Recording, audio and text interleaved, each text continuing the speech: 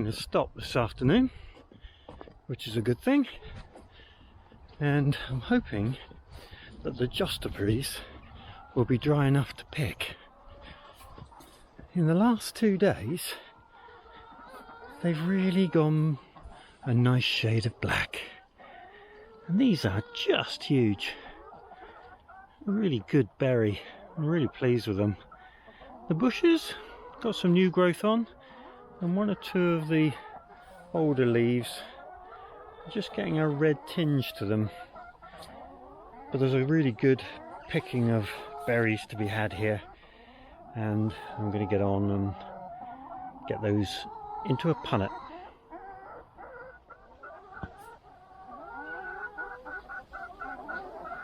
So these jostaberries are supposed to be quite sweet, so I'm going to give them a taste.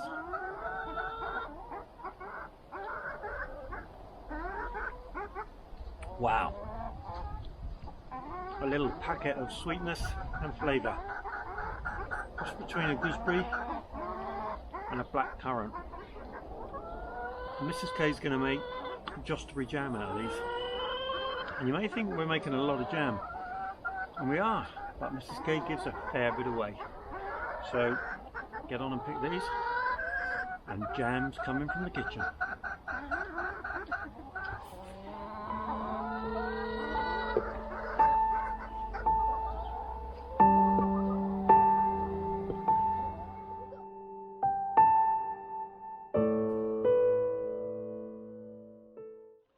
Well, it's beginning to rain, and that's 10 or 15 minutes of picking jostaberries, and there's a huge amount of berries there, and there's plenty on the bushes that are still green and ripening, and we'll get another crack at picking them again in a few weeks' time. But that's going to be enough for jam, and we'll get on with it. Good times.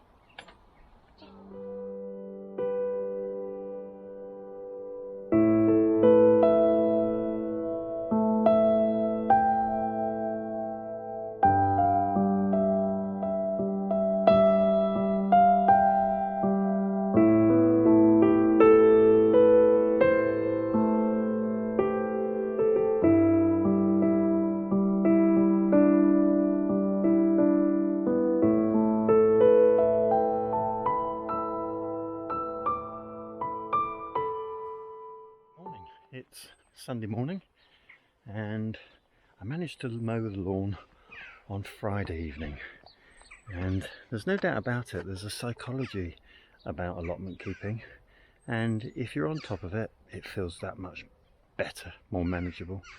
And if it's starting to get away from you, it starts to play on you. Well, it does on me anyway.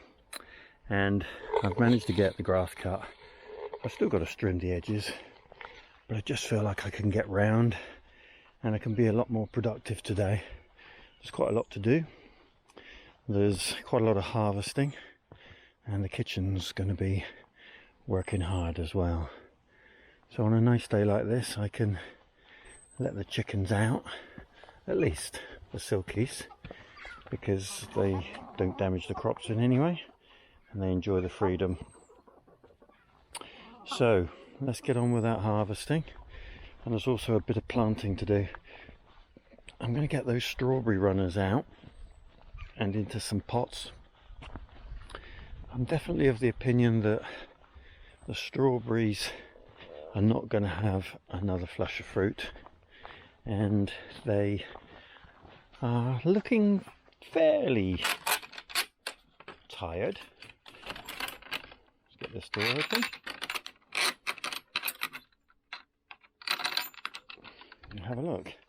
So to be honest, I've let these on the right hand side go a bit. This one needs a water, but I don't think that the plants have been as productive on this side, whereas these, which are a different variety, have been extremely productive. So today's going to be about removing this jungle and getting these fantastic runners planted up, and I'm not going to worry too much about planting them into pots while they're attached to the mother plant. I'm just going to clip them and get these small plantlets into the soil, and you can see that the tiny roots on these will get going once they're into the pots. You can see them there. So we should get a good, I don't know, 15 to 20 plants from here, and then depending on how many I've got, I'll make a decision as to whether I include these into next year's strawberry plants. The other thing I'm going to do today is lift some of these nets. So there really isn't any need to have nets over leeks and some of the crops that I've got nets over, and the only purpose they serve is to keep the cats from using the bed as a litter tray. And once the plants get really established, I lift them off, and it's particularly important when they hit the top of the nets because you don't want it to inhibit the growth, and I've certainly experienced that in the past. So this net's coming off.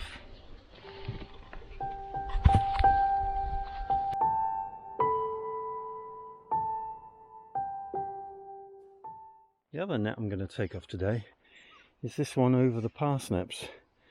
And the last few weeks of warmth and rain have seen an enormous spurt of growth on these, and as you can see, they're now at the top of the net and pushing it, and I just don't want that to be the case. And there's clearly no danger now of cats getting in and amongst this, so it's time to take this one off as well.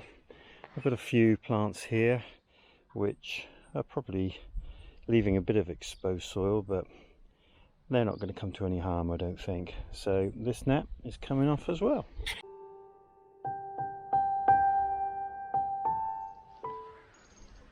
So the broad beans, I've picked from them on a sort of step-by-step basis. Whenever we've needed them, I've taken some beans.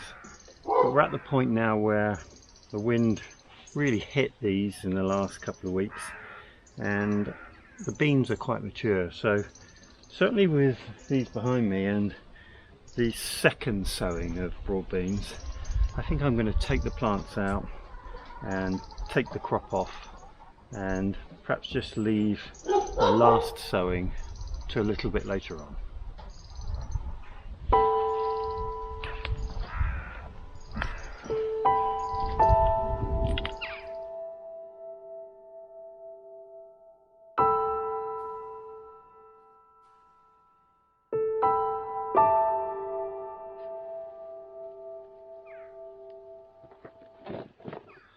So if you ever wondered how much you could grow in a small space like that, that's a fantastic crop of broad beans, and that's just probably about 50% of what I've grown.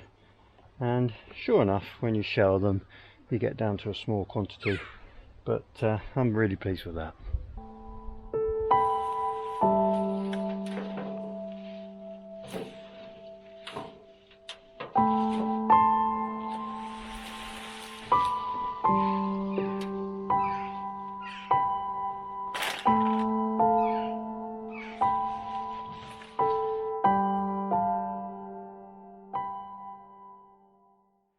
So that just leaves the one variety of broad beans that were sown later, and we've cleared what, a good metre square or metre and a half square there, and that's given us another good crop of broad beans, and all the remaining foliage will head over to the compost heap.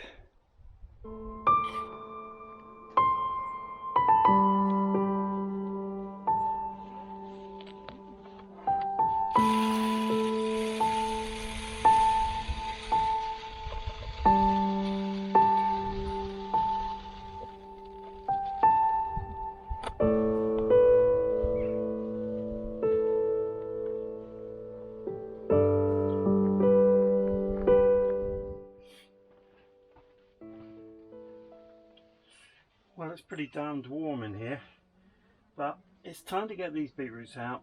Mrs. K is going to make beetroot chutney, so they're just a nice size now, and they're going to be harvested.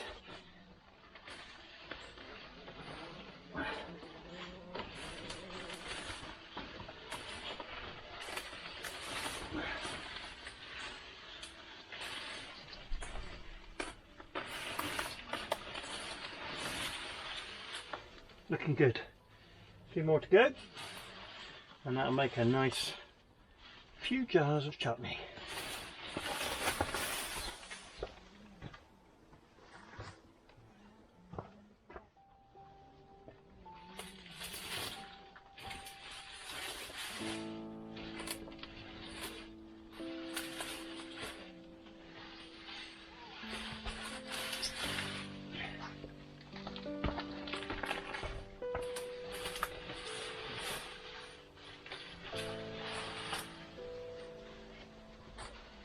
And there we go, and there's quite a few long lengths of bindweed just to go with it. Good times. Now get these weeds out, and then the plan in here is to grow some coriander. So if we can get some volume of coriander growing, which I hope to, I'll sow them as seed and then plant them along here, and then we'll get those coriander chopped up and into ice cubes, and then they make great additives to cooking later on in the year.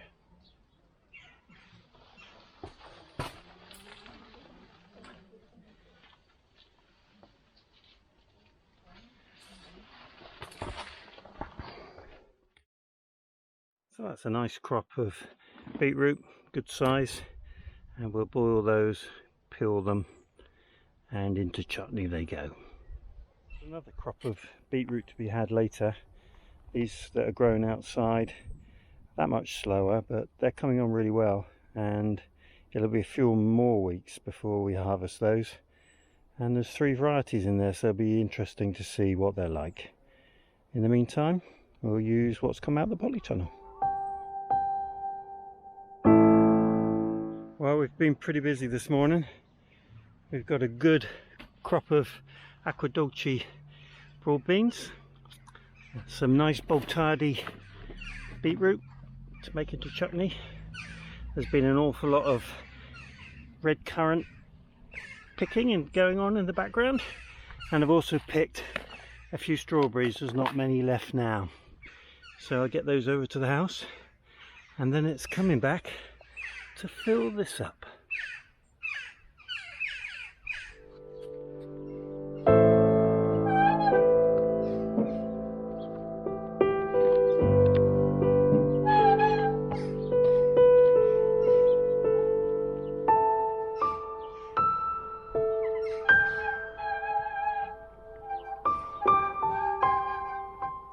Well, what's going in the truck is the calendula, and they are looking amazing.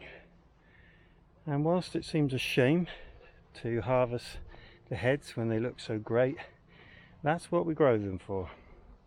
So I'm going to get in there, I think with a pair of scissors, and just take off the heads that are out the most. And there are loads and loads of buds to come through once I've done that. I think it's worth just swinging around and having a quick look at these poppies while they're out. They last just a day, these, and they're absolutely amazing. That's a different variety. And down here we seem to have a solitary pink one, which is just amazing. So, with no further ado, it's calendula time.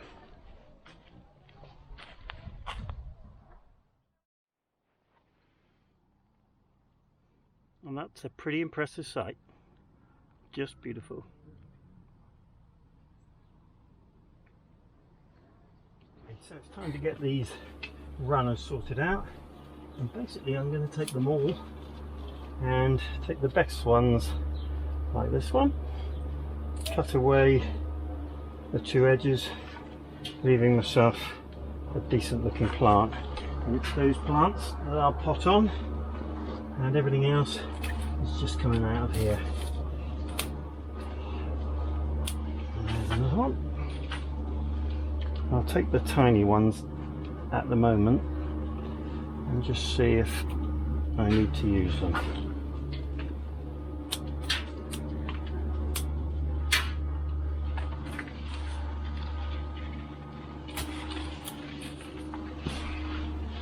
You can see some really big healthy runners in here. Now there is another method where you layer these into a pot whilst they're still growing, and they root whilst they're being layered, and that's as good a way as any, but this method works for me. Here we are. There's probably about 30 plants in there, so we'll get those in first before we go any further. And these are the best plants, I think, and these will therefore be the best runners. And I'll have a few that don't take, and that won't be a problem because there's just plenty of them.